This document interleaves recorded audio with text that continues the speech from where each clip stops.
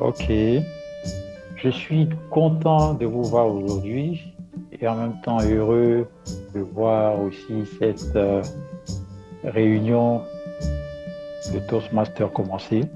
Nous sommes là, chers amis, pour apprendre à prendre la parole en public et à devenir de meilleurs orateurs.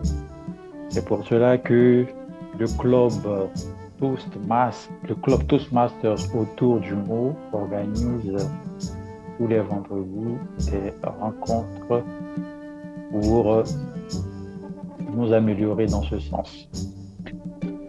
Autour du mot est un club francophone de Moscou.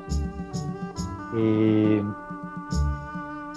à nos réunions, nous ne parlons pas de politique, de religion et d'activités sexuelles.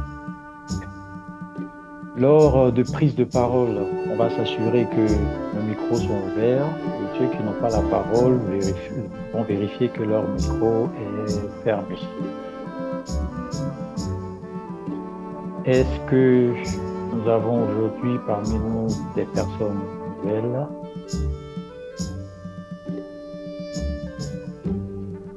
Non, Non. nous avons seulement visite du directeur, mais elle ne parle pas français.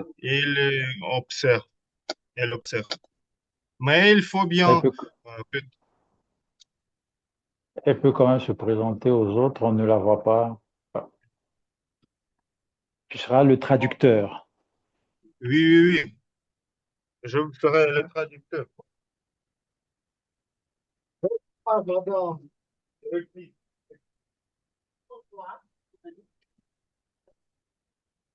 c'est une visite officielle. Je t'ai déjà expliqué. Natalia va faire un rapport après la réunion pour soumettre notre comportement et nos plans aussi, et discuter des plans pour devenir un meilleur plan.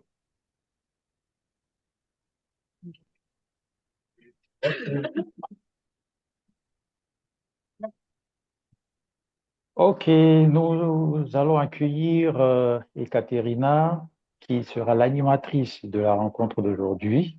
Elle a l'habitude d'aborder des sujets passionnants, très originaux. Aujourd'hui, elle va nous parler de l'esthétique du banal. Ekaterina est architecte, donc cela touche directement à ses activités professionnelles. Ekaterina, je vous laisse le lutrin virtuel. Ah, réel, puisque vous êtes en réel. Merci beaucoup, cher Emmanuel, euh, de cette présentation très chaleureuse. Donc, je pensais au sujet de notre réunion,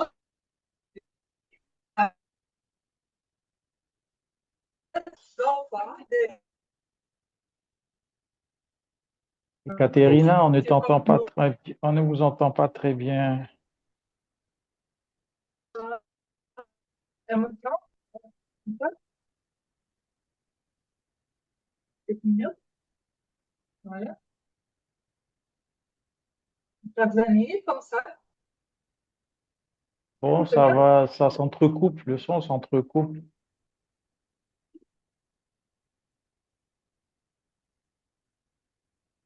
Je ne sais pas si le problème est seulement à mon niveau ou si les autres Peut-être. participants en ligne constatent le même problème.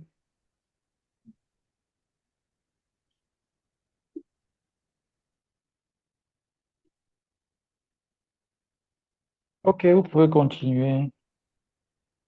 Et voilà, comme ça. Ouais, super. Oh, super.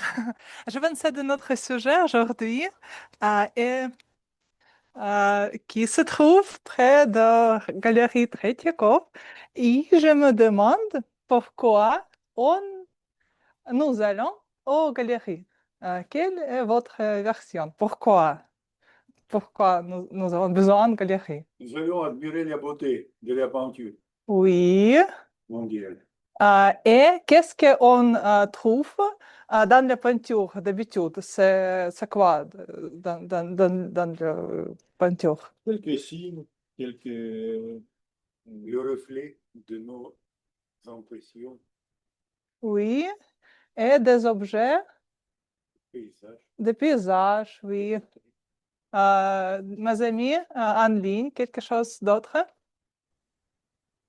On vient voir les tableaux, on vient admirer les tableaux de peinture.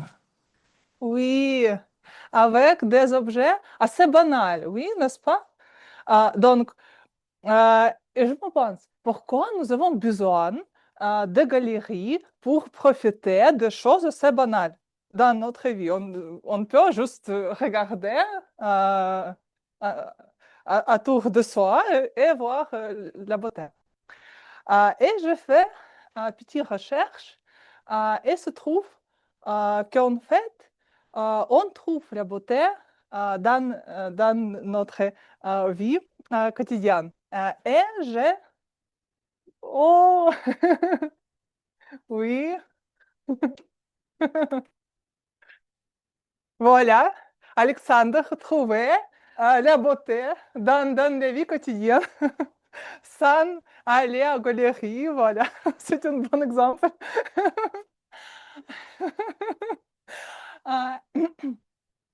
Et le premier exemple de beauté banale, c'est un art d'esthétique wabi-sabi. C'est une esthétique japonaise qui se trouve la beauté dans les choses avec quelques petits défauts, quelque chose vieux et tout ça, plus que des choses idéales. Voilà.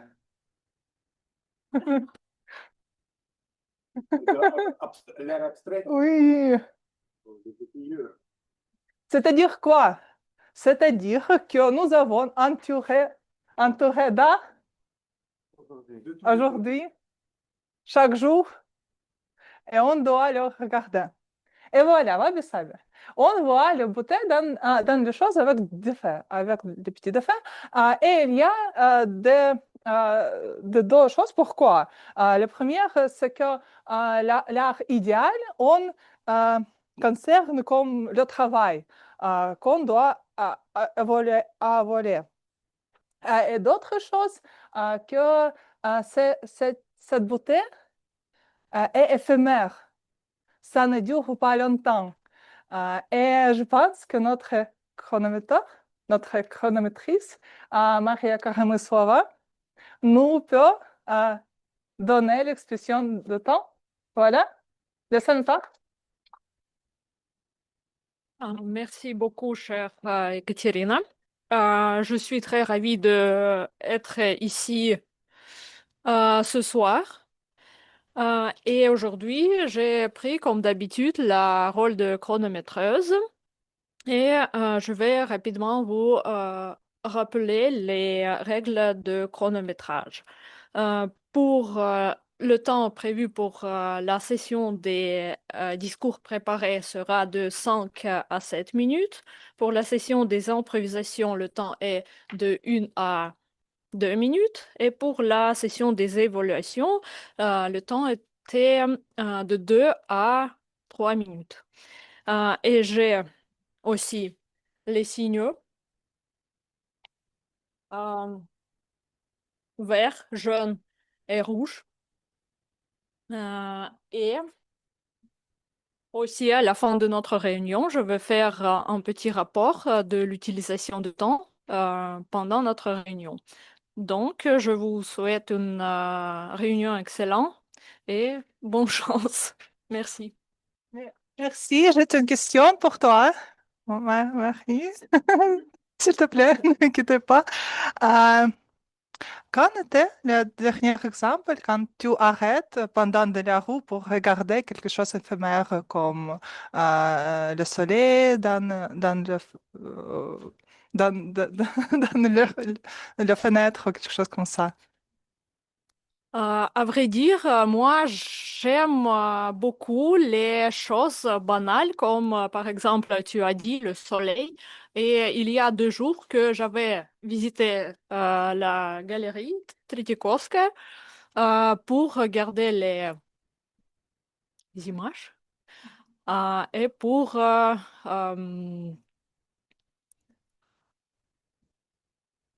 avoir ces émotions de quelque chose très simple et très belle. Voilà, merci. Super, merci beaucoup.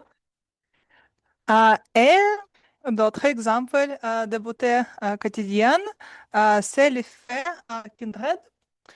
C'est-à-dire quand on regarde la beautitude dans les choses très banales comme les photos de quartier ou quelque chose comme ça. Mais dans la vie réelle, on regarde les images de ce type de quartier et nous dit quelque chose comme ça. C'est très bon quand même, mais on ne regarde pas soi-même, on ne regarde pas à travers d'art. Et je voudrais inviter dans notre scène réelle notre grammarienne, Monsieur Michel, et demande des petites questions. Pourquoi nous avons quelqu'un d'autre pour nous donner les exemples de notre beauté dans la vie réelle? Bonsoir à tous nos participants et à toutes nos participantes. Nous nous sommes réunis ici pour survivre à des émotions profondes et fortes. Et c'est difficile de survivre à tout ça en solitude. C'est-à-dire, nous devons partager nos émotions, nous devons être unis en cercle, en groupe, et nous devons voir les résultats, les fruits du travail d'une autre personne, parce qu'il y a plusieurs opinions, plusieurs regards, plusieurs vues sur notre réalité. Qu'est-ce que c'est que ça, la réalité? Bon, je suis ici pour contrôler, pour vous entraîner avec endurance la grammaire, la prononciation. Soyez prudents, soyez stricts et n'oubliez pas de respecter les règles de grammaire française. En ce qui concerne le mot du jour, je voudrais partager parmi vous le mot du jour suivant. Nous allons admirer aujourd'hui la beauté du mot une béatitude. Cela signifie en français le bonheur parfait exemplaire, le content inouï dont jouissent les élus, la félicité parfaite des bienheureux. Par exemple, ceux qui habitent aux Champs-Élysées, au sens figuratif. Il y a des exemples répandus de ce mot, c'est la satisfaction, l'euphorie, l'extase. Et en ce qui concerne les exemples d'utilisation, vous pouvez introduire ce beau mot dans les phrases suivantes, comme après avoir conquis une montagne en sommet, cet alpiniste a senti une béatitude totale. Et encore, après le voyage, son visage rayonnait de la béatitude. Voilà. Avez-vous quelque chose à ajouter pour moi, chère Catherine? Dans la vie quotidienne, il y avait quelque chose d'intéressant. Dans la vie quotidienne, j'ai une question pourquoi nous avons besoin de quelqu'un d'autre pour regarder la béatitude de notre entourage.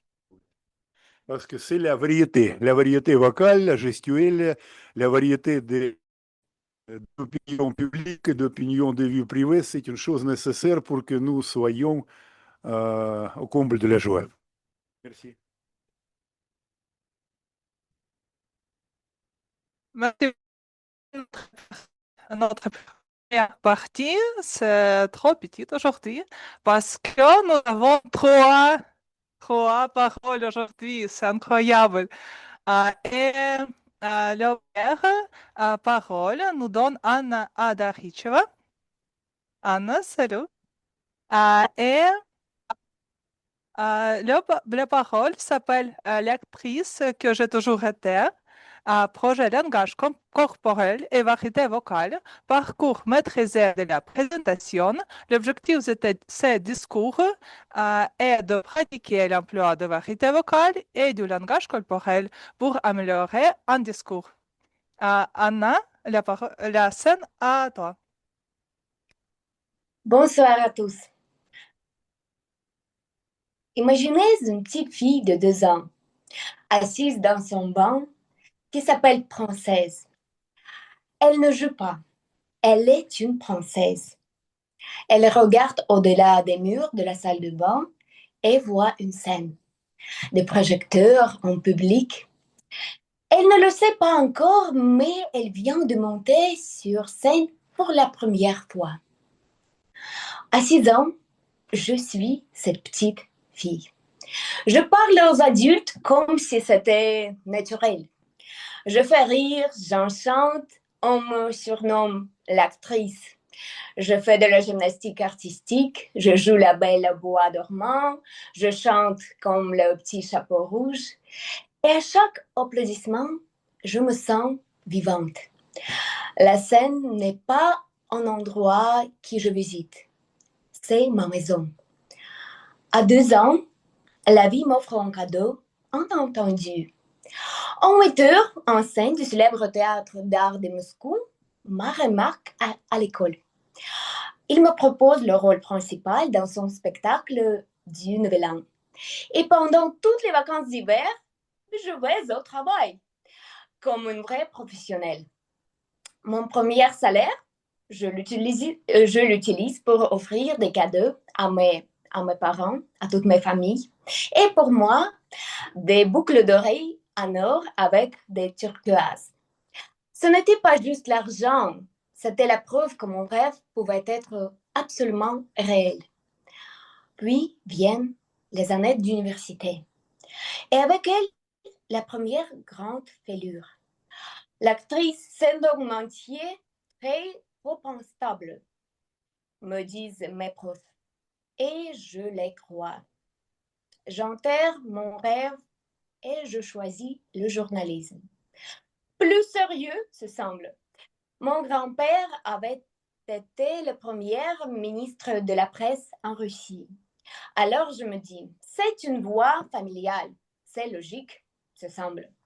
J'entre à l'école supérieure d'économie à Moscou. Je pars étudier en Allemagne, en Espagne. Puis arrive Sochi, les Jeux Olympiques. Je deviens assistante caméra pour le diffusier officiel. Une équipe internationale, des caméras professionnelles, l'adrénaline du direct, c'est mon deuxième vrai travail après le théâtre. Moi, ce n'est toujours pas ma scène. Je poursuis avec un master en Barcelone. Je travaille dans une société de production vidéo. Je dois apprendre l'espagnol, presque du zéro. Moi, je vais jusqu'au bout. Je soutiens mon mémoire en espagnol. Un défi dont je suis fière.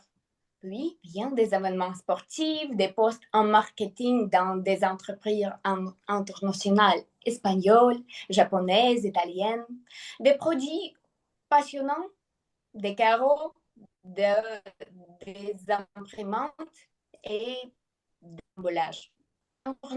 Intéressant, oui, mais passionnant, non. Alors, je m'arrête un instant. Je regarde le chemin parcouru et je me demande, où est passée l'actrice? Elle est toujours là. Je la sens, mais elle attend. Elle espère. Un jour, assise à mon bureau, je tombe sur une annonce. Une école de guides touristiques. Clic, quelque chose s'allume en moi. Je viens de passer un test d'orientation qui m'a justement Suggérer guide comme métier. C'est un signe, je le sens. Je m'inscris, j'obtiens mon diplôme et je crée ma propre visite guidée touristique. Aujourd'hui, quand je marche dans les rues avec mes groupes, je ne raconte pas l'histoire, je la joue. Je fais rire, je crée des émotions, je mène les gens en voyage, comme au théâtre, comme sur scène. L'actrice est revenue enfant. Et puis, il y a Toastmaster, bien sûr, une nouvelle scène pour moi. L'art oratoire, la pratique des langues, des rencontres magnifiques. Mais surtout, on en place un espace pour rejouer, pour oser et pour briller. Alors aujourd'hui, devant vous, se tient cette petite fille de 2 ans. Celle qui se regardait dans le bain et croyait être une princesse. Elle a grandi, elle a changé de décor, mais elle n'a jamais quitté la scène. Elle est enfant chez elle. Merci beaucoup.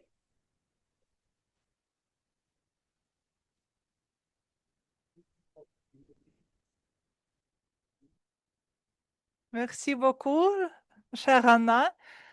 C'est une vraie bonne attitude, ton discours. Et j'ai aussi petit exemple de beauté qui entoure. C'est une chose rare dans la nature, par exemple. C'est un ordre mathématique dans la nature ou petit bug dans la nature comme une fleur jaune dans le champ rouge, par exemple. Et ce que tu attires le plus? L'ordre ou petit bug dans la nature? Anna? Euh, s'il te plaît, un peu plus facile pour moi. Mais je n'entendis tout ce que tu as dit.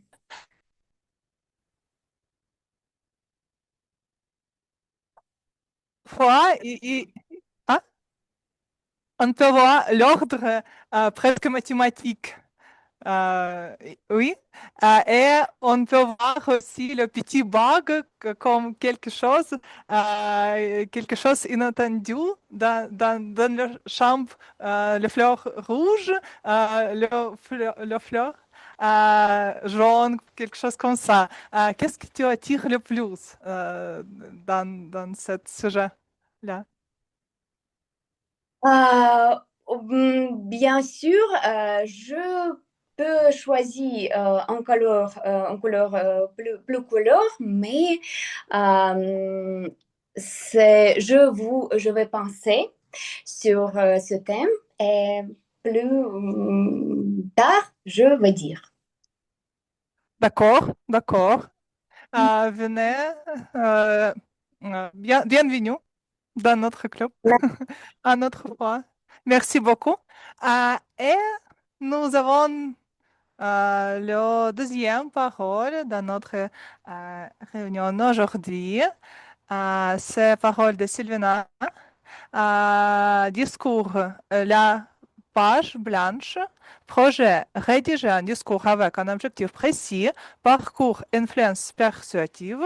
L'objet de ce projet est de mettre aux membres d'apprendre ou de revoir des méthodes de base pour rédiger et présenter un discours bien structuré. Sylvana, la scène à toi. Merci. Est-ce que vous m'entendez bien? Ah Oui. Chers amis, regardez ce que j'ai là. J'ai un début de discours sur mon voyage en début d'année et un bris de glace sur mon expérience en Belgique et, et quelques idées pour un choc culturel et un discours éducatif, mais je bloque surtout. Je bloque. Et c'est pas la première fois que ça arrive. Je ne sais pas quoi faire. Je laisse tomber, je vais faire autre chose. Et c'est là que j'ai la révélation. Et si, plutôt que ces discours où je n'arrive à rien, je parlais plutôt de la situation dans laquelle je me trouve maintenant. Chers amis Toastmasters, chers invités, est-ce que comme moi, vous vous êtes déjà retrouvés dans une situation où vous devez écrire quelque chose ou peut-être peindre, dessiner ou toute autre activité créative et vous bloquez? Oui, je vois pas mal de mains levées. Eh bien, chers amis, sachez que nous ne sommes pas les seuls. Cela arrive à presque tout le monde un jour ou l'autre. Et il y a un nom pour ce phénomène, c'est le syndrome de la page blanche. Aujourd'hui, je voudrais vous proposer 3 techniques pour combattre le syndrome de la page blanche. Peut-être qu'on ne peut pas le vaincre pour toujours, mais comment pouvoir y faire face plus efficacement la prochaine fois qu'on se retrouve dans cette situation. Technique numéro 1, faire le vide. Lâcher prise, arrêter de laisser tomber l'écriture, se changer les idées, faire quelque chose qui nous plaît, par exemple. Pour moi, j'ai 2 activités qui m'aident beaucoup quand je bloque dans une situation. La première, c'est prendre une douche. Ça peut paraître stupide, mais l'idée de ce discours m'est venue sous la douche. L'autre option pour moi, c'est de faire une promenade au calme. Et là, en marchant, en déambulant, j'ai souvent les idées qui viennent. Une autre activité que j'aime faire quand je bloque, c'est manger du chocolat. Mais je vous avoue que ça m'a jamais vraiment débloqué, donc je ne recommande pas particulièrement. On dit aussi la nuit porte conseil. Donc si le temps le permet, pourquoi ne pas essayer de dormir et peut-être que les idées viendront plus facilement le jour d'après. Donc première technique, faire le vide. Deuxième technique, trouver sa muse. Quand on n'a pas d'idée, d'inspiration du tout, alors il ne faut pas forcément rester seul. C'est un peu la même chose qu'on dit quand on fait ces résolutions de la nouvelle année. Ah, je veux aller à la gym, je vais y aller avec un ami, comme ça on va se motiver l'un l'autre. Eh ben, c'est pareil pour l'écriture ou la création artistique. Pourquoi ne pas faire ça à plusieurs? Par exemple, trouver un binôme avec qui on s'associe à chaque fois pour se donner des retours, des idées. Ou bien même une autre source d'inspiration peut être une intelligence artificielle, parce que pourquoi pas, une des choses pour lesquelles elles sont bonnes, c'est justement écrire des choses. Pour moi, pour ce discours, entre autres, j'ai utilisé une autre source d'inspiration qui est le comité pré-écoute qu'Olga a organisé dans ce club. Donc j'ai déjà présenté ce discours au comité pré-écoute et j'ai eu des retours qui m'ont aidé à l'améliorer. J'ai d'ailleurs contacté une autre fois le comité pré-écoute quand j'étais bloquée pour préparer un entretien. Et j'ai aussi eu plein d'idées qui m'ont aidé à me débloquer et à partir de là, j'ai pu continuer. Donc, technique numéro 2, trouver sa muse. Et la technique numéro 3, manger l'éléphant. Est-ce que vous vous êtes déjà demandé, est-il possible de manger un éléphant en une seule fois? Et la réponse est évidemment non, ce n'est pas possible. Il faut le manger une bouchée à la fois. Et cette technique peut s'appliquer aussi évidemment à l'écriture ou la création artistique. Si on part devant sa feuille blanche en se disant « je dois écrire mon discours du début à la fin en une fois », il y a de grandes chances que ça ne marche pas. Alors pourquoi ne pas plutôt commencer à écrire quelques idées? Alors, je veux parler de la page blanche. Qu'est-ce que c'est? Qu'est-ce qui en est la cause? Quelle est l'étymologie? Quelles sont les différentes techniques? Et au bout d'un moment, les idées vont commencer à se connecter et on va avoir une idée plus précise de là où on veut aller. Autre technique, Lié à ça, il ne faut pas forcément chercher à écrire son discours dans l'ordre chronologique. Ce qui marche bien pour moi, c'est souvent de commencer par écrire le corps du texte, euh, ordonner mes trois parties, et ensuite chercher l'exemple illustratif. Et à la fin seulement, je vais commencer à écrire l'introduction et la conclusion. Donc voilà pour ma troisième technique, manger l'éléphant. Comment vous sentez-vous maintenant face aux syndrome, pardon, de la page blanche? Vous êtes rassurés? Nous ne sommes pas les seuls. Ça nous est déjà arrivé, ça nous arrivera sûrement encore. Mais maintenant, nous sommes équipés de 3 techniques pour y faire face plus facilement. Faire le vide, trouver sa muse et manger l'éléphant. Voilà. Si tout se passe bien, je vais appliquer ces techniques et à la rentrée, j'aurai plusieurs discours à vous préparer. Merci.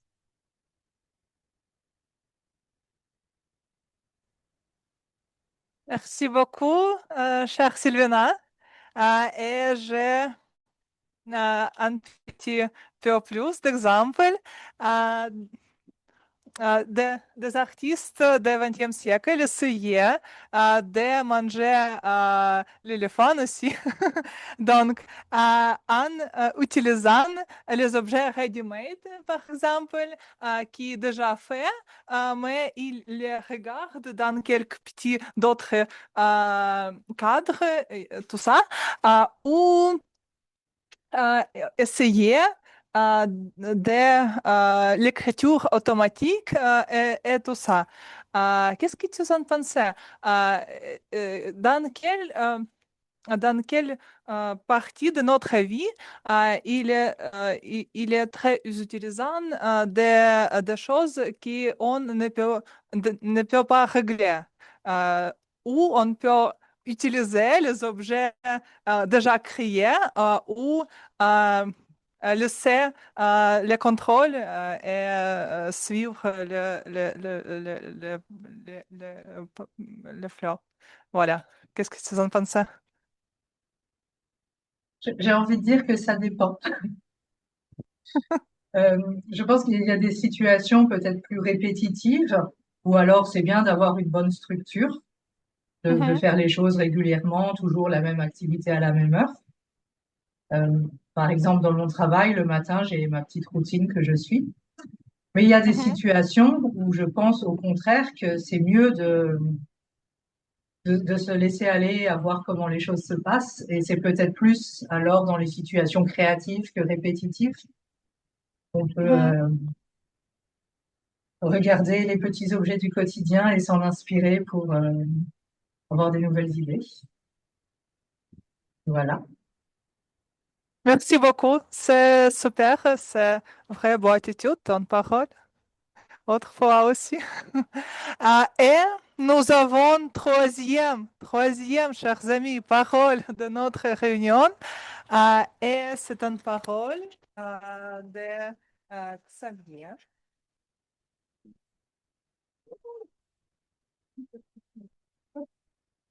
La parole s'appelle Le salut dans la vie, le projet discours libre. Xavier, la scène à toi. Merci, Madame l'animatrice. Je crois que j'ai déjà un micro fonctionnel. Oh, une petite introduction technique, le temps de finaliser le partage d'écran. Je crois qu'il est visible.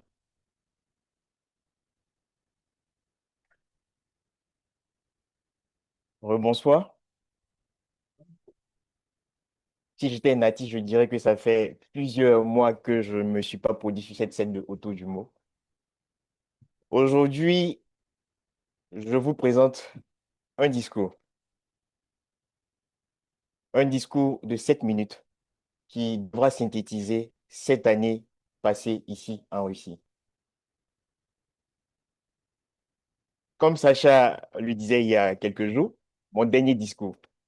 Mais moi, je reformulerai cela en disant que pas le dernier discours, mais l'un des derniers discours, parce que après celui-là, je suis sûr que je reviendrai parmi vous et j'aurai l'occasion de prononcer un tout autre discours. Ça fait déjà plusieurs semaines que je le prépare. Je l'ai écrit, réécrit à plusieurs reprises. Mais tout à l'heure, pendant que je préparais les diapositives pour accompagner mon discours, j'ai décidé de changer, c'est-à-dire de sélectionner certaines images et de les commenter. Parce que ces images, à elles seules, ne résument pas l'intégralité, mais résument des moments assez marquants et importants que j'ai eu à vivre et à traverser ici en Russie.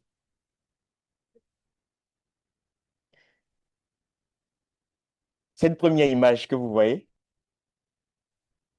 Sacha, tu peux nous dire, elle date de quelle année? Le second micro. Ok, vas-y.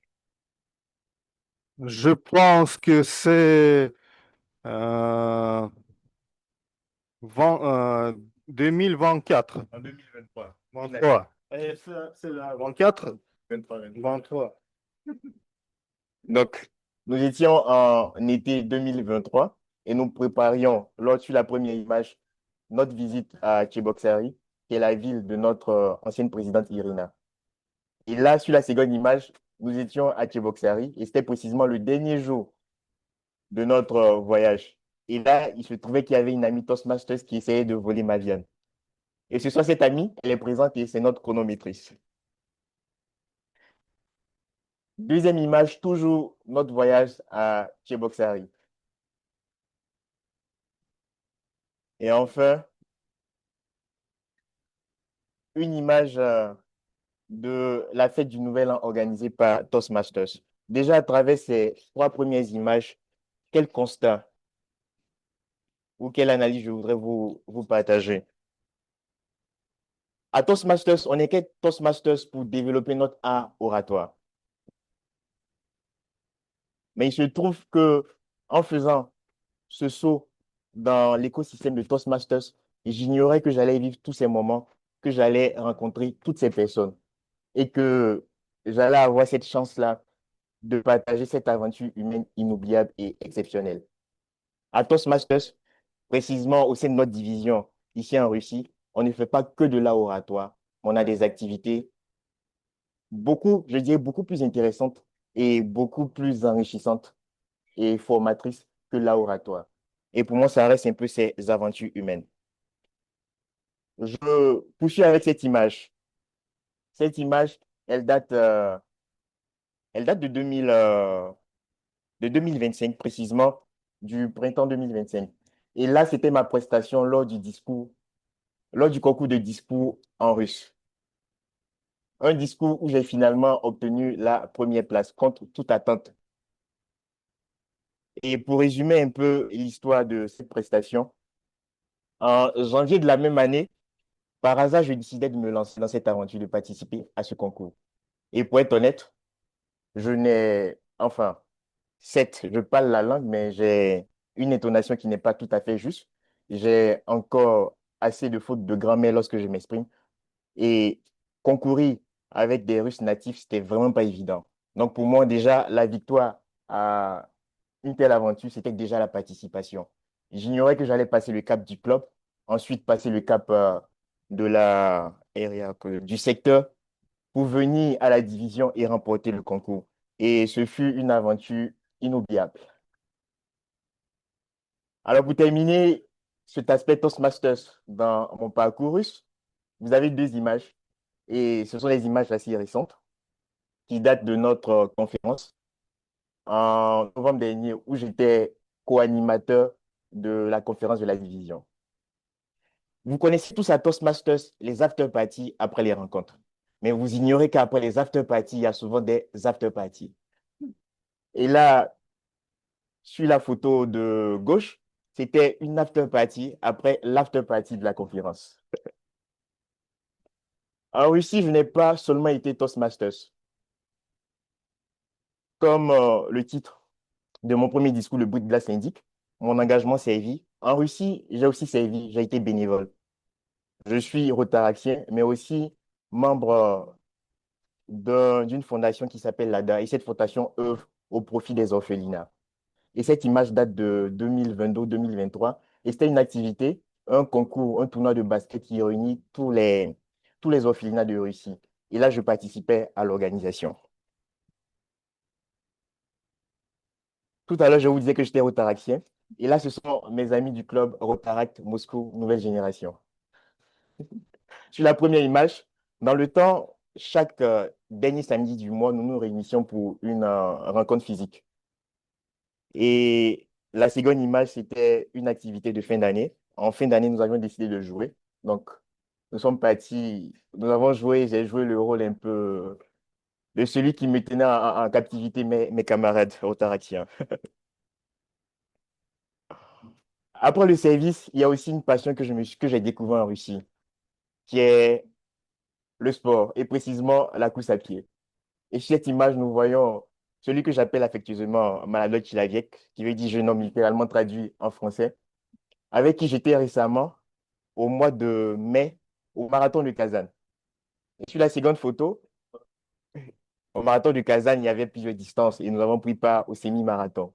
Même si nous avons débuté la course avec ceux du 42 km, nous avons couru 21 km. Et à côté, un autre ami, Sacha, qui s'appelle aussi Sacha, et qui travaille au zoo de Moscou et qui m'a invité à rejoindre leur équipe du zoo. Officiellement, j'ai le titre de un peu légionnaire de l'équipe du zoo. Donc, à certaines occasions, je cours sous la bannière du zoo de Moscou. À Toastmasters, comme je disais, il n'y a pas que l'oratoire, il y a aussi les after-parties, mais il y a aussi du sport. Et nous avons une communauté sportive à Toastmasters, c'est notre division, que nous avons baptisée Run Master. Sur ces images, vous avez notre toute première sortie que nous avons effectuée hors de Moscou, qui était à Souzdal. Nous avons participé au semi-marathon de Souzdal, où la plupart d'entre nous couraient pour la première fois 10 km officiellement lors d'un événement sportif. Et après, là, à l'image d'à côté, vous aviez une course mythique. Certes, la photo a été prise le jour, mais elle a débuté à minuit. C'était une course au relais sur un trail où nous avons relié deux Kremlins de deux villes de l'oblast de Moscou. Et là, c'était la fin de la course au Kremlin de Zariesk, si ma mémoire est bonne. Ouais. En dehors de Toastmasters et du Rotaract et de mon bénévolat au sein de la Fondation LADA, j'ai aussi intégré un club de course, Dynamo Biejit. Et je vais essayer de déplacer un peu le masque sur... Voilà, on voit mieux ma tête.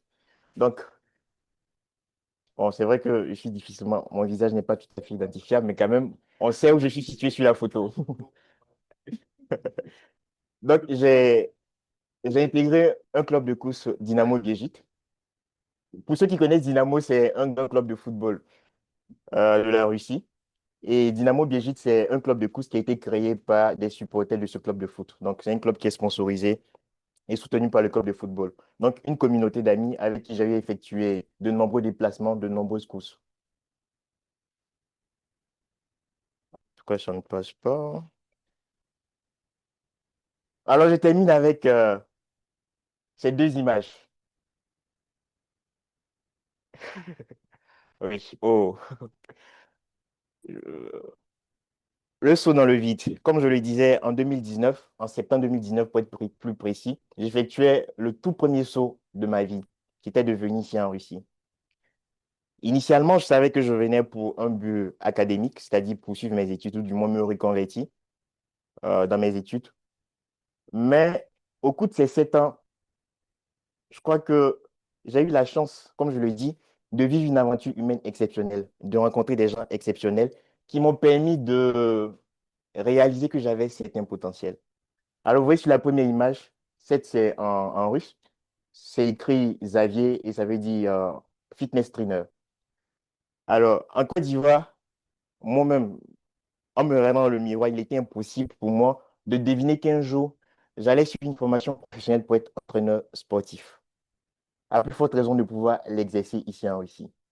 Et deuxième image, c'est l'image de ma montre lors du marathon Bielinochi de Saint-Pétersbourg, l'édition précédente. Alors pourquoi j'ai pris cette image? J'ai débuté pour la course 42 km en ayant une blessée à la cheville. Je m'étais blessé 3 semaines avant le départ de la course. Mais je me suis quand même entêté à participer à la course. Et au bout du 26e kilomètre, j'étais obligé d'abandonner parce que ma cheville ne tenait plus. En- Ces deux images résument un peu ces 7 ans de ma vie passée en Russie. Comme je l'ai dit, j'effectuais un saut et j'ignorais ce qui m'attendait, j'ignorais que j'allais vivre de belles expériences. Mais en même temps, lorsque on effectue un saut, il est possible de pouvoir, je ne dirais pas se planter, mais il est possible que l'aventure ne se passe pas telle qu'on l'a prévu, telle qu'on l'a souhaité, comme ça a été le cas dans ce marathon. Bien vrai que j'étais blessé, j'ai quand même pris le risque d'effectuer ce saut dans le vide et malheureusement, ça ne s'est pas passé comme prévu. En un mot, qu'est-ce que je retiens de cette année d'expérience? Je dirais que la Russie a été pour moi une aubaine. Malheureusement ou heureusement, parce qu'en venant, j'avais un objectif. Heureusement, je l'ai atteint, mais malheureusement, je dois aujourd'hui quitter la Russie pour retourner dans mon pays. Mais comme je le disais plus haut, et comme on le dit chez les scouts, ce n'est pas un adieu, ça reste un au revoir. Et je suis sûr et certain que très bientôt, dans quelques années ou bien dans moins d'une année, je reviendrai vous voir. Merci.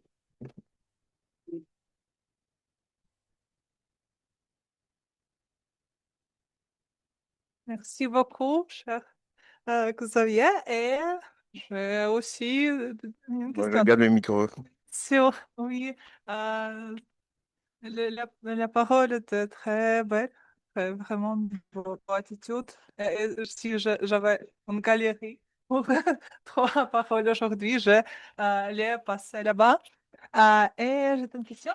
Certains gens trouvent des beauté dans le bruit de la grande ville. Je connais que tu viens d'Abidjan, oui, c'est une ville assez grande. Et pour toi, tu trouves la beauté dans la pollution lumineuse comme néon et tout ça, ou des choses sonores comme le bruit de voitures et tout ça? Qu'est-ce que tu penses?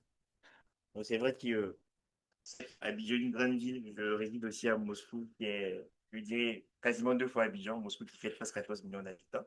Et la plupart des gens ont une préférence pour les petites villes.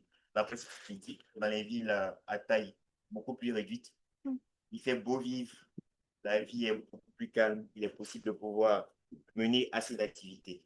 Contrairement à Moscou qui est assez bruyant pour se déplacer, ça met assez de temps. Mais je dirais que j'aime bien cela. Donc, j'aime bien ce bruit, j'aime bien ces nuisances sonores. Pour moi, qui sont assez intéressantes parce que sans elles, quand même, je trouve qu'on s'ennuie.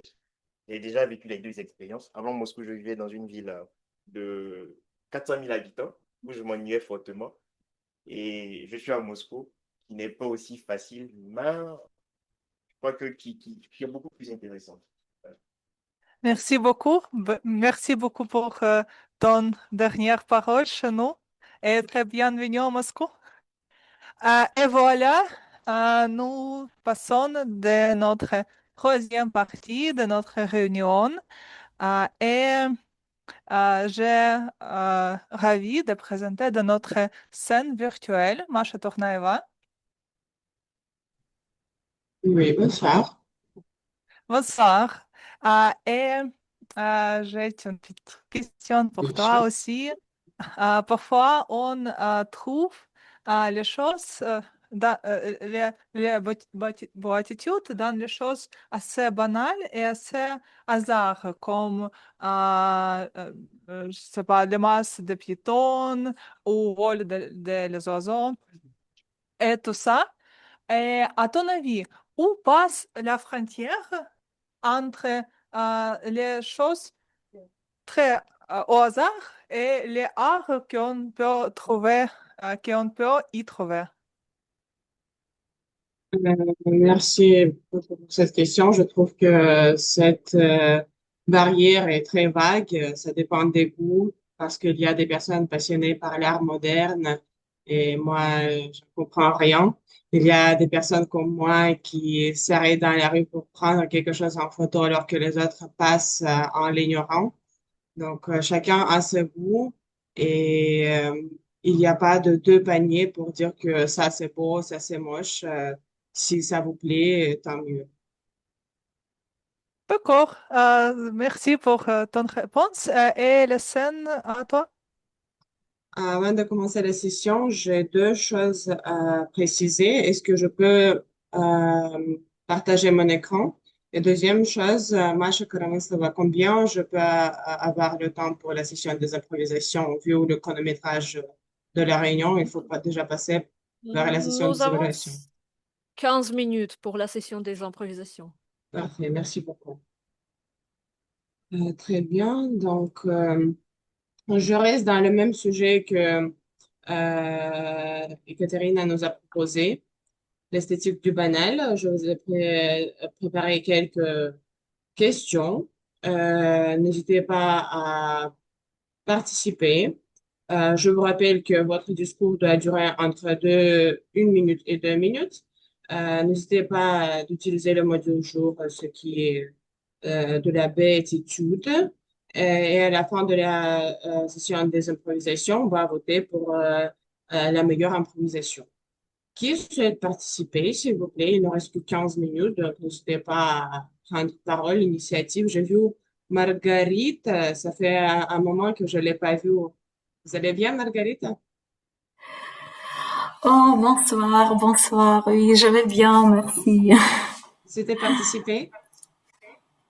Ah oui, je vais. Merci beaucoup. Donc, la question pour vous, quel est votre endroit préféré pour faire une pause et regarder autour de vous? Mhm. Je pense que mon endroit préféré est le petit forêt qui installe non loin de chez moi. Quand je me promène dans ce forêt, je peux faire une pause n'importe d'où, tout auprès aux petits arbres ou dans le coin perdu de ce forêt. Je peux prendre une petite pause, je peux regarder autour de moi, je peux méditer, je peux faire danser mon esprit, je peux produire des idées créatives, etc. Le forêt, c'est mon endroit préféré. Merci. Oui, je comprends. La forêt, c'est un endroit assez paisible et agréable. Donc, peut-être c'est là où on ramasser les pensées et avancer avec nos idées. Oui, oui. Et c'est tellement intéressant de regarder la forêt dans les saisons différentes. En été, en hiver, en automne, en printemps. C'est les différentes forêts, mais même forêt. C'est la beauté est différente. C'est très magnifique de regarder ce changement de la nature. Quatre visages différents de la même forêt. Oui. Merci beaucoup, Margarita.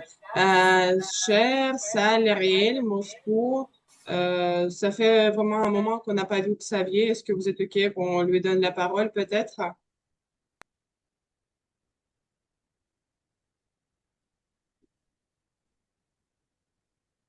Est-ce qu'il est déjà parti en Côte d'Ivoire? Non, c'est bon, il est encore là.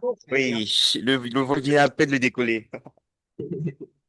Alors, Xavier, la question pour toi. Quel petit détail vous met de bonne humeur dans une journée normale?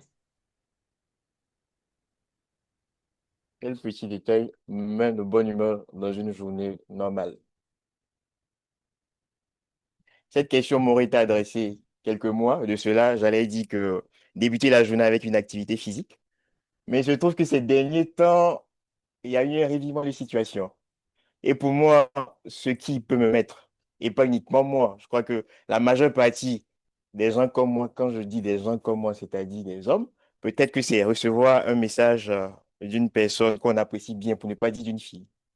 Donc pour moi, le petit détail, le petit détail qui peut impacter positivement le début d'une journée, c'est recevoir un message particulier d'une personne particulière.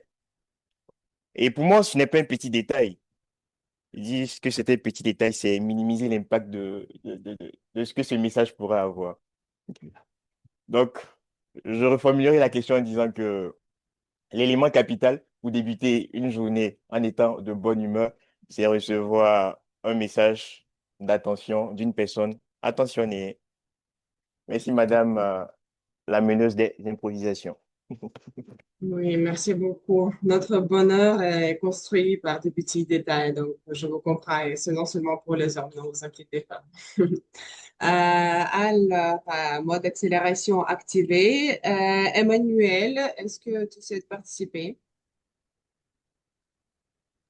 Oui, bien sûr. Parfait. Alors, le sujet pour toi, c'est préférez-vous les choses parfaites ou les choses avec du caractère et pourquoi?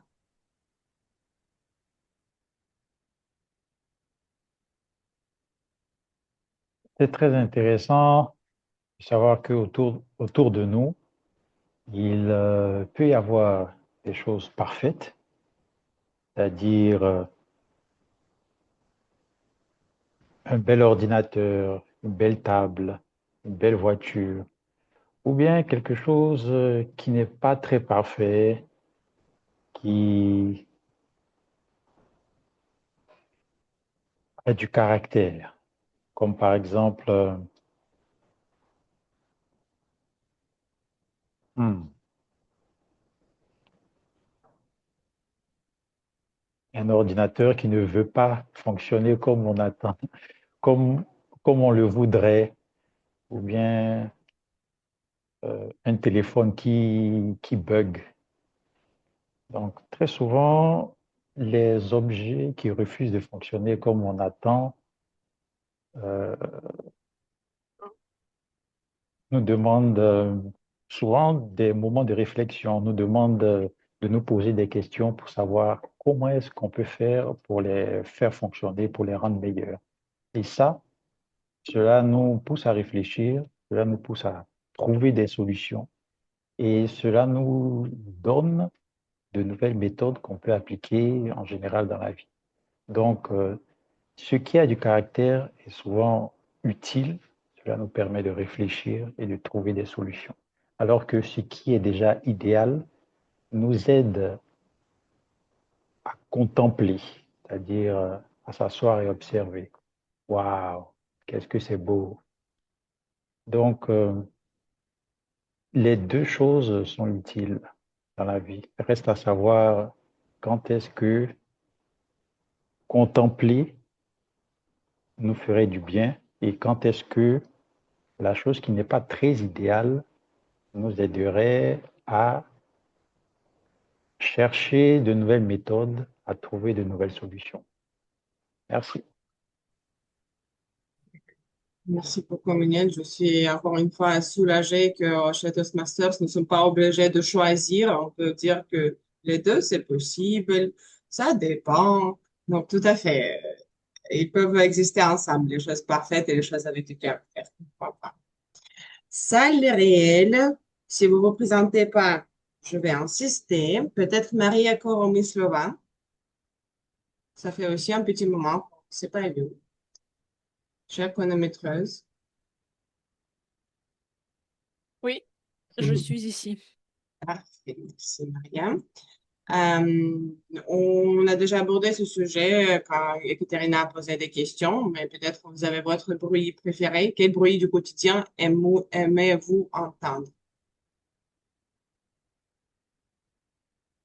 Merci beaucoup pour cette très belle question. Qu'est-ce que je pense? Je pense que ce n'est pas le bruit du quotidien, mais mon bruit préféré, c'est,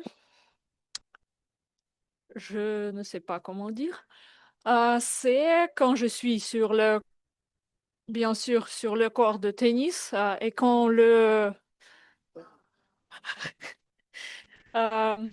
le bruit du ballon, voilà, de la balle. Voilà. Et qu'est-ce que je veux dire? Euh,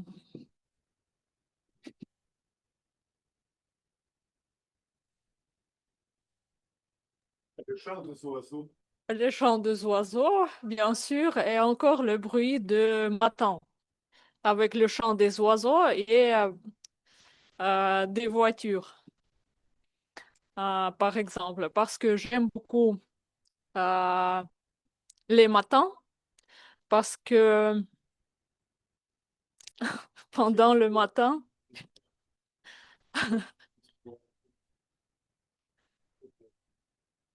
oui, il y a beaucoup de l'espoir pour la journée. Voilà ce que je veux dire. Merci beaucoup. Je te redonne la parole. Merci beaucoup, Maria. Vous devez être extrêmement heureuse parce que le matin, ça arrive chaque jour et vu que vous jouez euh, au tennis professionnellement, chaque moment, chaque seconde, ça doit être un vrai bonheur. Alors, on va continuer avec la même stratégie. Personne en ligne, n'hésitez pas. Euh, j'attends les mains levées, sinon. Ah, voilà, Issa Dembélé. Bonsoir, Issa, bonjour. Oui, bonsoir, très cher Thibaut Master. Bonsoir, bonsoir. Vous allez bien? Oui. Oui, ça va bien, merci et vous. Ça va, merci. La question pour vous, avez-vous déjà trouvé quelque chose de beau là où les autres ne voyaient rien de spécial? D'accord, merci beaucoup, Madame la Thibaut Master, pour cette question. Comme j'ai l'habitude de dire, si la quantité se mesure, la qualité, elle s'apprécie. En ce sens, j'ai beaucoup apprécié la qualité de votre question hier. Et si j'ai trouvé quelque chose de beau là où les autres ne voient rien de spécial. Le plus souvent, quand moi je vois les personnes audacieuses en train d'œuvrer dans leur œuvre, en train d'essayer d'influencer les gens, certaines personnes ont tendance à dire qu'ils sont en train de voir cette personne une sorte d'égoïsme ou bien une sorte de dédain envers les autres. Moi, par contre, je vois ces personnes une source d'inspiration pour moi. Quand je les vois en train d'œuvrer, en train d'essayer de faire des choses que la plupart des personnes hésitent de faire, en train d'essayer de sortir de leur zone de confort, en train d'essayer de porter une casquette d'une personne qui a vraiment confiance en lui. C'est une source d'inspiration pour moi. Je vois si ces gens, si toutefois ils arrivent à atteindre leur objectif, une béatitude dans leur vie, et pourquoi pas ne pas essayer d'emboîter leur pas, pourquoi pas ne pas essayer euh, d'avoir l'audace nécessaire pour affronter les choses, pour montrer aux gens tout autour de nous que nous avons la confiance nécessaire pour atteindre nos objectifs que nous passons là. Et ceci est la réponse que j'avais à cette question. Merci. Je vous retourne la parole. Très, très bien. Merci pour l'initiative. Merci pour la réponse. Il nous reste peut-être toute la dernière improvisation. La salle est réelle. Je voulais inviter Monsieur Michel, mais si quelqu'un d'autre souhaite participer, avec un grand plaisir.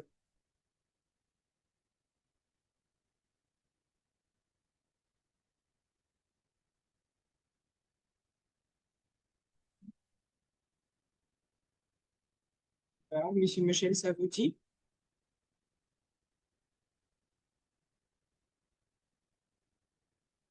Je ne peux pas participer. C'est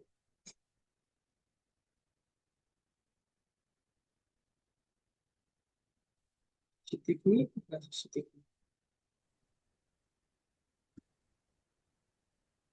Je crois qu'on a perdu la connexion avec la salle.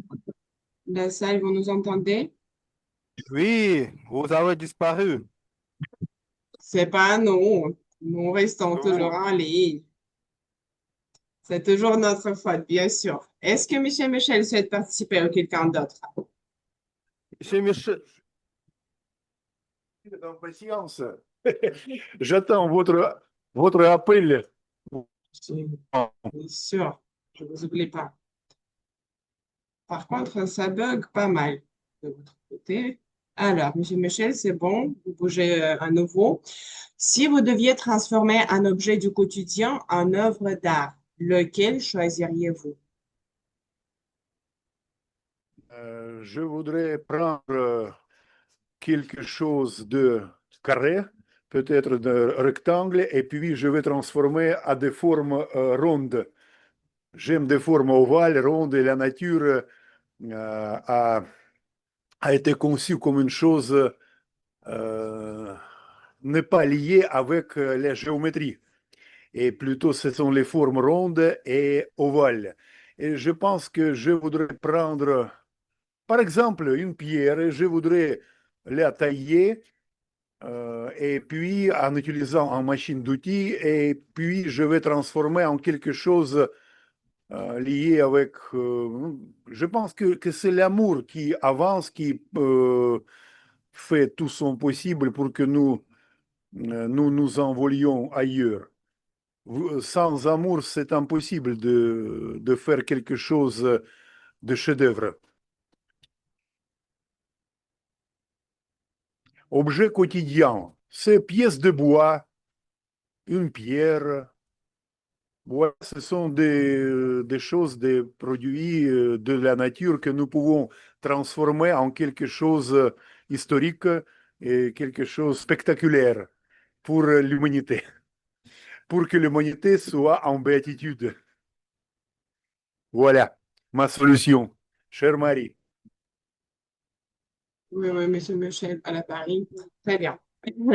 J'adore la béatitude du romantisme de notre réunion de ce soir. Sur ça, je peux constater qu'on n'a eu que 6 orateurs, mais quels orateurs! Vous allez recevoir un lien dans le chat et peut-être la salle réelle, vous allez aussi avoir un QR code ou vous pouvez écrire sur le papier votre improvisateur, improvisatrice préférée. C'était mon plaisir de mener cette session pour ce soir. Et bonne continuation avec la réunion. Je passe les paroles à Ekaterina.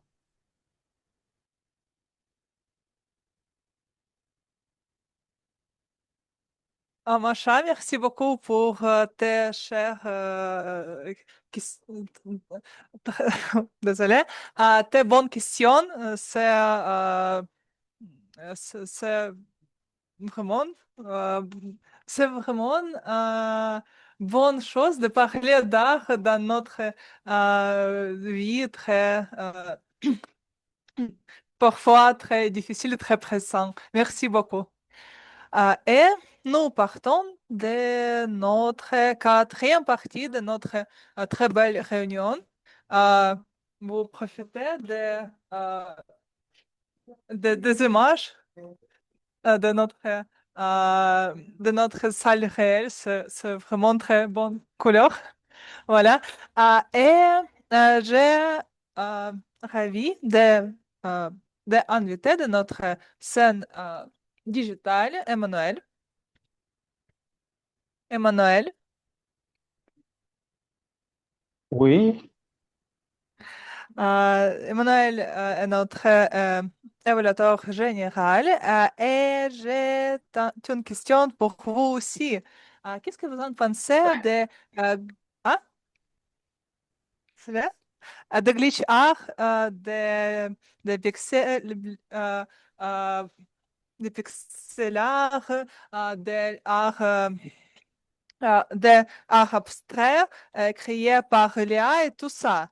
D'où se trouve Boatitude? Dans une image qui était créée par l'IA ou quelque technologie ou dans notre propre... Oh, qu'est-ce que vous en pensez? D'accord. C'est une très belle question à laquelle je ne vais pas manquer de répondre, mais notre évaluateur général, c'est Lena Marina. Désolée, Maintenant, en ce qui désolée, concerne l'art c'est ma faute. produit, d'accord, je vais laisser Lena répondre à la question. On ne l'a pas beaucoup entendu parler aujourd'hui. D'accord, je suis désolée. OK. Quelle Elena, béatitude! Quelle béatitude de vous voir, chers amis. Et je vais répondre avec plaisir à ta question, Katia. Si j'ai bien compris, il s'agissait s'il y a de beauté dans les productions de l'intelligence artificielle ou oui. il y a la beauté dans notre âme, c'est ça? C'était ça la Ah question? oui, oui, c'est où se trouve l'art dans l'image créée par l'IA ou dans notre propre dans notre cerveau qui peut y trouver. Quelqu'un débranchez s'il vous plaît votre son parce que voilà, c'était manuel. D'accord. J'adore une phrase que j'ai entendu dire plusieurs fois. Cependant, je pense que c'est très correct, que la beauté, et je dirais la béatitude, se trouve dans les yeux de celui qui regarde. Il est bien évident que nous pouvons voir les mêmes choses de manière très différente. Ça dépend d'une personne qui regarde. Donc, je pense que la beauté est toujours dans notre âme ou dans notre cœur ou dans nos yeux. Voilà, et après, on peut juger comme, comme on veut juger finalement. Merci, Katia. Merci pour ta réponse et la scène à toi. Bah, merci. En tant qu'évaluatrice générale, je vais évaluer notre réunion en sa globalité. Mais d'abord, je dois donner la parole à ma chère équipe d'évaluateurs personnels spécialisés, focalisés sur les choses peut-être banales, mais peut-être très intéressantes de notre réunion. Et d'abord, je vais donner la parole à Alexandre Ouzianov. Sacha, viens par ici au micro. Sacha va évaluer le premier discours, celui d'Anna Adra- Adriacheva. Excusez-moi pour la prononciation qui n'est pas forcément correcte. Adarisheva, voilà, Anna Adarisheva. Sacha, à toi la parole. Vas-y. Merci beaucoup, chère Elena. Mes amis, imaginez une petite fille qui adorait jusqu'à son enfance la scène et cet amour pour la scène lui a amené chez nous, chez Toastmaster. C'est une belle promotion de notre société, n'est-ce pas? Et aussi, c'est une vraie brise de la glace devant nous, je le trouve, parce que c'était l'histoire personnelle. Comme vous avez deviné, cette petite fille était Anna. Et son histoire, à travers les épines vers les étoiles, les Toastmasters, avec béatitude pour prise de parole et pour genre théâtral, mais surtout pour son amour vers la scène. C'est au sujet de la structure que j'ai aimé trop. dès le début, c'est histoire de cette fille et en culmination aussi, on a parlé de cet amour vers la scène et puis histoire personnelle au milieu. En ce qui concerne la technique, la tâche principale était parler devant l'auditoire pour pratiquer le langage corporel, les gestes et variétés vocales. Au sujet de variété vocale, c'était très bien fait. Chère Anna, tes changements de tonalité servaient l'histoire. Tu ta voix haute sur détermination, sur les moments éclatants, sur les culminations, était très bien visible et très bien fait.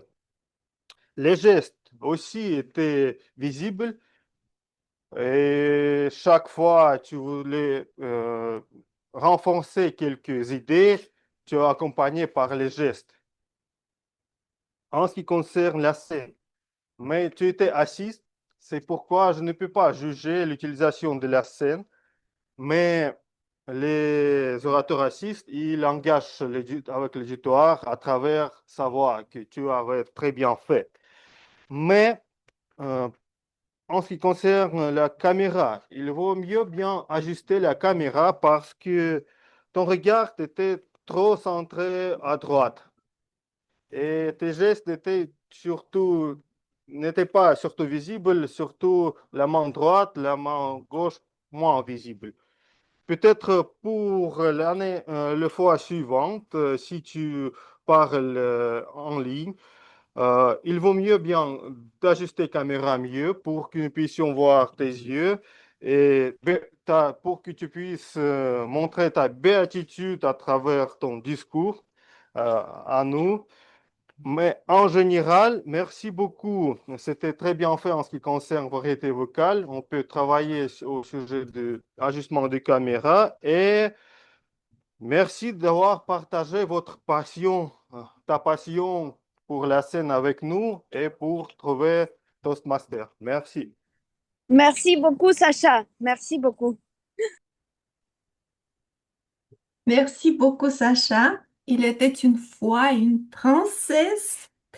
Tu as repris le début du discours d'Anna et tu en as fait une bonne évaluation très pratique. Voilà, j'espère que cette évaluation va aider Anna à progresser en prise de parole en public et que bientôt nous attendrons encore plus de discours de la part d'Anna. Merci, Sacha. Voilà, et maintenant, j'invite au micro notre chère Marie-Paul Yapi Dogbo. Marie-Paul va évaluer le discours de Sylvina. Tout à fait. Merci, Elena. Bonsoir à tous. Alors, Elena, non pas Elena, Sylvina, voilà. Je la vois bien à l'écran, là. J'ai eu vraiment le privilège d'évaluer ton discours, hein. Ça a été véritablement un discours très instructif. En tout cas, merci pour les techniques que tu nous as partagées pour éviter, en tout cas, pour vaincre le syndrome de ce que tu as appelé le syndrome de la page blanche. Moi, ça a été véritablement très instructif pour moi, sûrement pour les autres.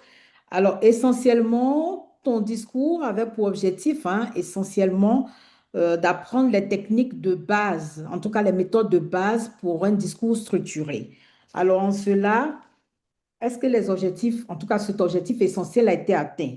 Moi, personnellement, j'ai suivi un discours bien structuré. Déjà, au début, tu nous as entraînés à travers cette question. Donc, tu as tout de suite captivé par cette communion que tu as créée avec nous, hein, avec l'audience. Donc, un discours structuré avec une introduction qui déjà jette les bases de ce que tu vas expliquer sur ce que tu as appelé les techniques pour vaincre le syndrome de la page blanche. Et donc, justement, dans le développement, tu expliques comment on pourrait appliquer ces trois techniques-là. Merci de nous avoir partagé cela. Un troisième point fort que j'ai noté concernant ton discours, c'est la pertinence même du thème, parce que ça nous intéresse, nous tous, hein, en tant que Toastmaster, quelquefois, nous avons ces blocages-là que toi-même tu as mentionné, ces blocages-là pour rédiger un discours. Et là, tu es venu vraiment nous expliquer comment on pourrait améliorer cela, en tout cas faire cela à travers l'explication sur les techniques. Peut-être le seul point d'amélioration que j'ai noté serait d'éviter les hésitations. Même si moi-même j'en fais également, d'éviter, j'ai senti beaucoup de E, donc ces sons parasites-là qui entachent quelque peu les discours. Donc c'est de parler peut-être avec une petite, enfin une certaine fluidité langagère. Donc j'ai noté beaucoup de E et puis j'ai noté quelques petits regards que tu jetais quelquefois sur, je crois, tes notes. Hormis ces deux petites pas des erreurs, en fait, ces deux petits écarts, je pense que le discours a été plus que parfait. En tout cas, moi, comme je dis, c'est véritablement un sentiment de béatitude que j'ai noté. Et l'objectif qui était assigné, en tout cas qui t'était assigné, qui était une bonne structuration, cet objectif-là a été pleinement atteint. Donc, tu peux être fier de toi car l'objectif qui était assigné est atteint. Donc, ces deux hésitations et les petits regards que moi j'ai notés personnellement n'entachent rien la qualité du discours et surtout la pertinence du discours que tu nous as délivré. Merci infiniment d'avoir partagé ces trois techniques qui nous aideront tous. Merci encore et moi, vivement ton prochain discours et j'espère que je serai encore là pour prendre des notes sur les bonnes pratiques que tu aimerais partager avec nous. Merci encore pour ce très beau discours, Sylvina. Chère Marie-Paul, merci d'avoir évalué le discours instructif de Sylvina. Tu as décortiqué tous les aspects importants et tu as suggéré en plus le point d'amélioration, ce qui est très important. Donc, je pense que Sylvina va en profiter. Voilà. Et ceci dit, je dois donner la parole à, à l'évaluateur du troisième discours, du discours de Xavier. Je pensais que j'aurais envie de pleurer, mais non, en fait. D'accord. Donc, je peux donner la parole à Alain Akamba, d'abord pour évaluer le discours de Xavier. Voilà, Alain, à toi la parole. Bonsoir, Elena, Madame l'évaluatrice générale. Je suis content d'être ce soir avec vous de nouveau en ligne et à Moscou, de retour pour quelque temps. Cher Xavier, merci pour ce discours très émouvant et j'ai noté quelques points en feedback pour toi. Premièrement, le titre de ton discours, c'est « Saut dans le vide ». Ça dit tout. Un saut dans le vide, ça signifie prendre un risque lorsqu'on n'a aucune garantie de succès. C'est ce que tu as fait quand tu es venu en Russie étudier. Et donc, le premier point que j'ai noté, c'est la structure de ton discours. Tu as sélectionné 7 diapositives qui représentaient 7 années en Russie. Donc, une structure claire et nette. Deuxièmement, tu as réussi à connecter avec l'audience, comme Madame l'évaluatrice générale disait tout à l'heure. Tu as partagé tes expériences extraordinaires, comme tu disais. Et tu as même réussi, tu as engagé en plus le public, tu as interpellé à un moment donné Sacha, qui a parlé, qui nous a donné quelques commentaires des aventures que tu as eues avec eux. Par exemple, les visites aux 3 Kremlins, donc beaucoup de tourisme aussi. L'autre point que j'ai noté, c'est tu nous as lancé une espèce de défi parce que tu as parlé des difficultés que tu as eues. Tu tu as participé au marathon malgré ta blessure à la cheville. Donc, en nous disant, voilà, on peut réussir même dans les difficultés. C'était une espèce de défi. C'était vraiment émouvant parce que tu as aussi parlé de ce que tu as vécu hors Toastmaster, c'est-à-dire Rotary Club. Tu as découvert quelque chose en toi que tu ne connaissais pas. Tu as réussi une formation d'entraîneur. Donc, c'était vraiment inspirant et on a, on a ressenti quelque chose composé en nous-mêmes par toi. Donc, et puis enfin, évidemment, mission accomplie. Donc, c'est un peu comme un happy end, une fin finale, une finale qui inspire une fois de plus. Et après 7 ans, tu rentres, tu as accompli ta mission et tu as dit quelque chose d'intéressant. Tu as dit, c'est pas un adieu, c'est un au revoir. Donc, félicitations pour tout. Il y a eu, je dirais, un point d'amélioration, peut-être, c'est de faire parvenir à ton évaluateur la prochaine fois la fiche de ton projet pour pouvoir avoir une évaluation de plus haute qualité. Donc, en gros, bonne structure, bonne connexion avec l'audience sur ton histoire personnelle et aussi le défi que tu nous lances de nous lancer et de sauter dans le vide. Félicitations. Merci Alain.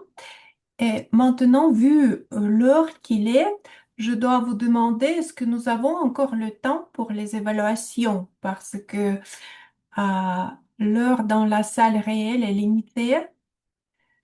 Du coup, c'est important de le savoir. Sacha, Masha, Kramyslova, est-ce que vous pouvez me répondre? Nous Oui, avons oui, le temps pour continuer. oui, 10 minutes. 10 minutes, d'accord. Donc, je dois dire mon petit mot à Xavier aussi. Je pensais que j'aurais pleuré, mais en fait, non. Quand Xavier, tu prends ton nouveau élan dans ta nouvelle vie future. Et je veux juste te souhaiter un bon voyage, un rebondissement sain et prospère. Et j'espère que tu vas appliquer au mieux tout ce que tu as appris en Russie en matière de relations humaines, des sciences mathématiques et du sport aussi. Voilà, je te souhaite une très belle vie et j'espère te voir et revoir dans le club. Voilà. Maintenant, passons à d'autres rôles. Et j'invite au micro notre cher monsieur le grammairien avec un joli mot qu'il a choisi pour ce soir, la béatitude. Monsieur Michel, faites-nous s'il vous plaît le rapport sur l'utilisation du mot du jour et la grammaire française. Merci beaucoup, chère Hélène. J'ai parcouru mes impressions, les impressions que vos discours avaient laissées, et j'ai trouvé une particularité. Parfois, la connexion n'est pas très agréable, et pour disperser mes doutes, je voudrais préciser quelques détails.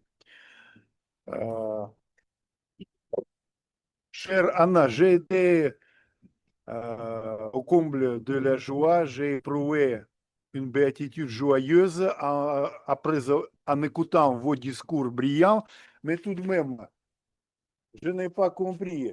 Premier ministre ou premier ministre? Она уже ушла, да?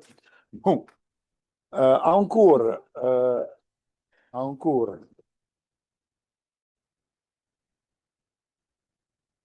Licencié. Bon. Marie, vous êtes comme une nouvelle venue. Aujourd'hui, après une longue absence, je me suis ennuyé sans vous. Hey, encore, comment dire correctement? Beaucoup d'espoir ou beaucoup de l'espoir? De l'espoir. Beaucoup d'espoir, certainement. Bon, Catherine, Vous avez prononcé aujourd'hui, vous avez dit plusieurs mots, plusieurs paroles. C'est une grande expérience. Comment dire correctement? Chronométrice ou chronométreuse? Chronométrice, Chronométreuse. chron- La vie quotidienne ou la vie quotidienne? la vie quotidienne, Beatitude ou béatitude? attitude. Béatitude ou boatitude? C'est Je la ne suis pas béatitude dans prête. la forêt. Oui. Bon, ta réponse, ta dernière parole, féminin. Bon, en ce qui concerne, je pense que Xavier, personne particulière, c'est la terminaison est vague. Je n'ai pas saisi la personne particulière. Voilà. Bon, je pense qu'il concerne le mot du jour. Aujourd'hui, c'est une béatitude. Chère Hélène, chère Marie, Marie Tournaева, Catherine, moi, Sacha Ouzianov, Marie, avaient utilisé ce mot avec du succès. Je vous souhaite de continuer dans cet esprit et de réussir dans, dans nos futurs. J'ai fini. Merci beaucoup, cher monsieur le grammairien. Merci beaucoup surtout pour le mot avec une connotation positive. Voilà. Et moi, j'invite au micro Maria Karamyslova, qui est devenue notre chronométreuse émérite aussi. Masha, dis-nous, est-ce que nous étions bons en utilisation du temps? Merci beaucoup, chère Elena. Nous avons déjà un peu dépassé le temps de notre réunion, mais je pense que c'est pas grave. Ce qui concerne notre session des discours préparés, nous avons Anna dans la zone verte, Sylvina dans la zone jaune et qui a dépassé le temps, il est dans la zone rouge. Pendant la session des improvisations, Xavier est dans la zone verte, Emmanuel dans la zone rouge et tous les autres dans la zone jaune. Et nous avons totalement dépassé le temps pendant la session des évaluations. Tout le monde sont dans la zone rouge. Voilà. Merci beaucoup pour cette belle réunion. Je te redonne la parole, chère Elena. Merci, Macha. Merci beaucoup. Donc, je vais résumer notre réunion. D'abord, nous avons commencé bien à l'heure et je veux toujours remercier Sacha parce que Sacha, tu es toujours là pour assurer nos rencontres. C'est pas facile, la connexion n'est pas toujours bonne, mais ça ne dépend pas de toi. Je sais que tu fais tout ce qui est possible pour que notre club persiste et persiste en ligne en tant que club international. Merci beaucoup. En plus, chers amis, vous avez trouvé deux beaux tableaux pour illustrer le sujet de notre réunion. C'est super. Euh, Екатерина Закаблудская est devenue notre animatrice des soirées très fréquentes. J'adore toujours la gaieté, l'humeur positive, le sourire et ce que tu touches, surtout les sujets qui concernent la beauté et l'art. Les choses que je vois comme les choses très positives et surtout pas banales de notre vie. Voilà. Je remercie tous qui ont accompli les rôles dits techniques, Monsieur Michel, Masha Karamyslova, parce que vos rôles sont très importants. Nous avons eu ce soir trois beaux discours, super bien. Donc l'agenda est bien rempli. Masha nous a fait une très jolie session d'improvisation. J'ai apprécié aussi le style parce que c'était simple mais très beau, c'est diapositif. Et quand mon chef nous prépare la séance d'improvisation, normalement je le traque parce qu'elle est fort maligne. Je pense, oh, qu'est-ce qu'elle va nous proposer? Les questions philosophes, les questions envers ou quelque chose.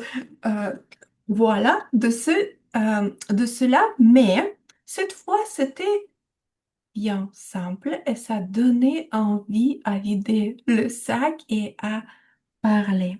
Voilà, je dois euh, dire et dois vous proposer les points d'amélioration.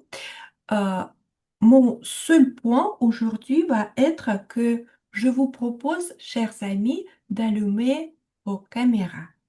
Je ne juge personne. Je sais que vous avez vos bonnes circonstances pour ne pas vous afficher.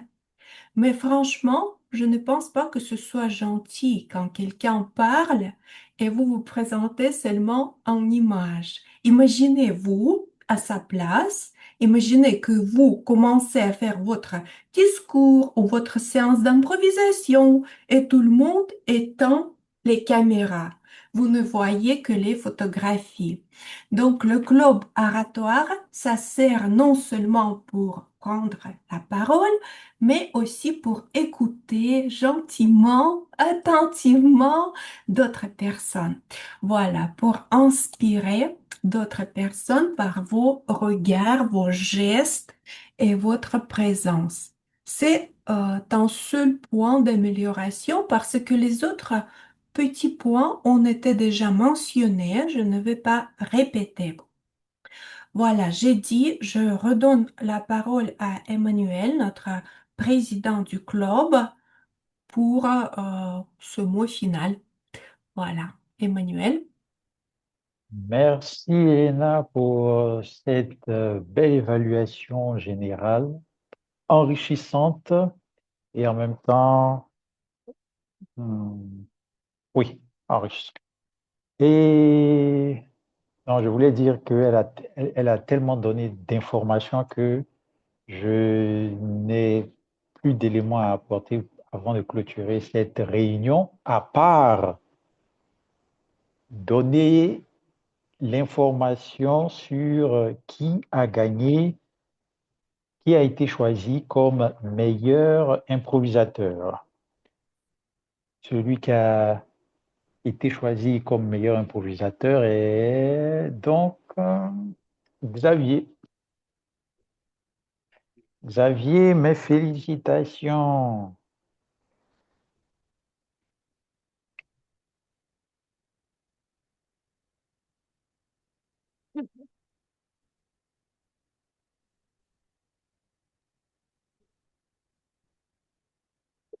Bravo Xavier. Est-ce que tu as quelques mots à dire?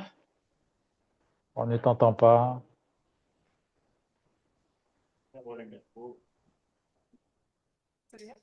Ah oui, voilà. En fait, dernière réunion et, bon, je ne dirais pas dernière, mais plus relative dernière victoire à la session des improvisations autour du mot.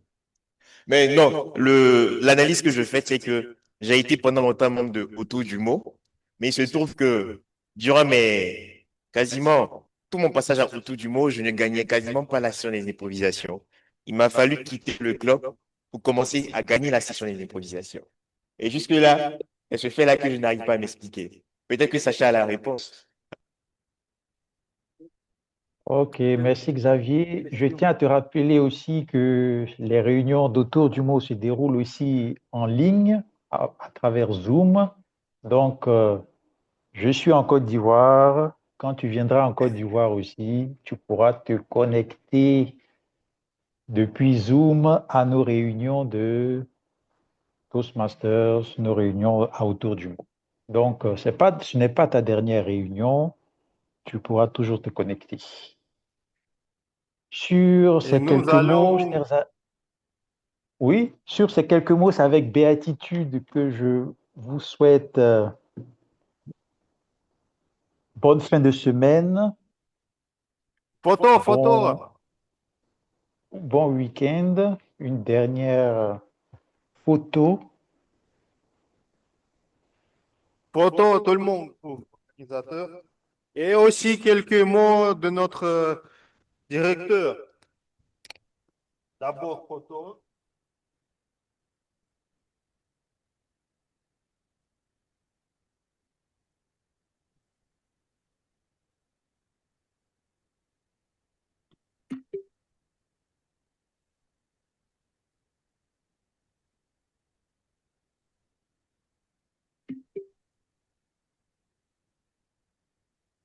Bien en vidéo.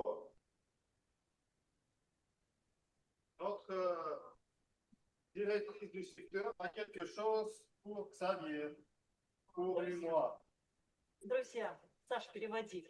Mes amis, Я пришла благодаря тому, что пользуюсь своим служебным положением. grâce à ma position, ici, И officier, очень non? хочу сказать несколько слов нашему Xavier. Je voudrais On n'entend pas très bien. dire Xavier. Xavier, мы с тобой были офицерами несколько лет в клубе Optima Forma вместе. Nous étions les officiers avec toi, Claude, Optima Sacha, prends Forma. le micro, s'il te plaît. Nous étions avec toi, cher Xavier, les officiers du club Optima Forma. Сильный, надежный и очень позитивный человек. Je te connais comme un homme très fort, positif et comment? Fidèle. Приготовили для тебя вот этот маленький сюрприз. Наши моменты в жизни, которые мы с тобой вместе разделяли, наши забеги, наши совместные интересы. On a préparé pour toi les moments que nous avons partagés ensemble. Et ces photos, les moments de parcours de nos moments, de nos activités que nous avons vécues ensemble. Et voilà, on peut aussi donner les signes pour mémoire, pour que Xavier prenne sa illustration, cette belle photographie à Côte d'Ivoire sur l'avion.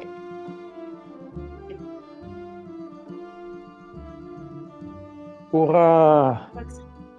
Да, спасибо, что ты показываешь, что не надо ничего бояться, что нужно браться за марафоны, браться за конкурсы и весело идти по жизни. Спасибо тебе. Merci d'avoir montré de ne pas être peur, de prendre risque et de gagner. Ура. Et nous sommes en temps de ton retour à Moscou. Еще маленькое объявление. Друзья, если у вас будет свободный вечер завтра в 6 вечера, будет поэтический вечер, теплый вечер, теплое слово поэзии и музыкальный вечер. В одном библиотеке искусств онлайн в среду, следующую среду, 19 августа, будет open house в Optima Forma. Пожалуйста, приходите и приводите друзей. Тебя тоже завтра ждет на вечер, на музыкальный вечер. Так что, друзья, до новых встреч. Спасибо вам большое за прекрасные мероприятия. Merci beaucoup. Cette information pour les moscovites, c'est pourquoi il ne peut pas traduire. Mais c'est une annonce et je vous, pour ceux qui sont à Moscou, ils sont en présence, ils vont visiter cette bonne réunion. Merci beaucoup. Alors, mes amis, à bientôt dans une semaine en ligne. À bientôt. Bonne fin de semaine. Bonne fin de semaine. Bonne fin de semaine.